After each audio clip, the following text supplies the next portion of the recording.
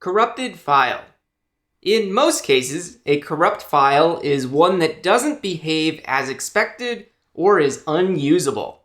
A power outage, failing hardware, and poorly coded software are all triggers that can corrupt a file.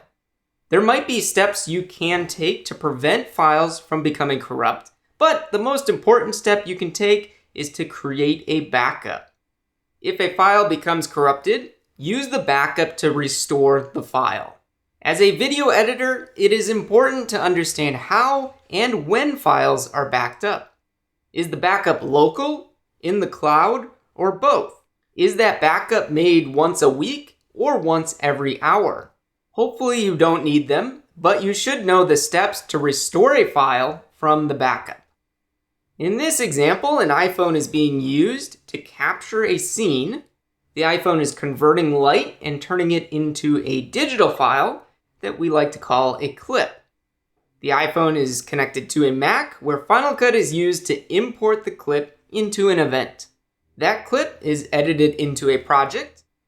The finished project is exported to a new file on the desktop where it is then airdropped back to the iPhone.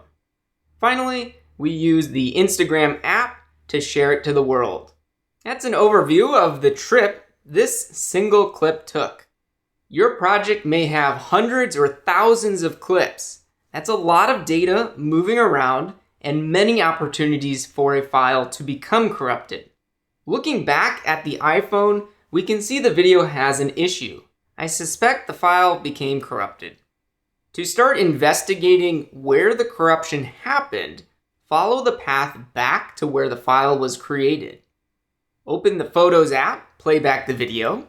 The glitch is present, so we go back to the file on the desktop before it was airdropped. The file on the desktop, which was created with the Final Cut export, also has the glitch, so we continue. Play back the project, and we see the glitch in the viewer. Right-click on the clip and choose Reveal in Browser. The browser clip also has the glitch. Right-click on it and select Reveal in Finder. This file also has the glitch.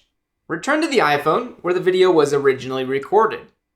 Playing back the clip, we don't see the glitch. This means that the glitch or corrupted file was likely created during the import to Final Cut. Now that we know which file is corrupted, we can fix it. I'll replace the corrupted file with a new copy from the iPhone. After re-importing, we have replaced the corrupted file with a working one and can export without issue.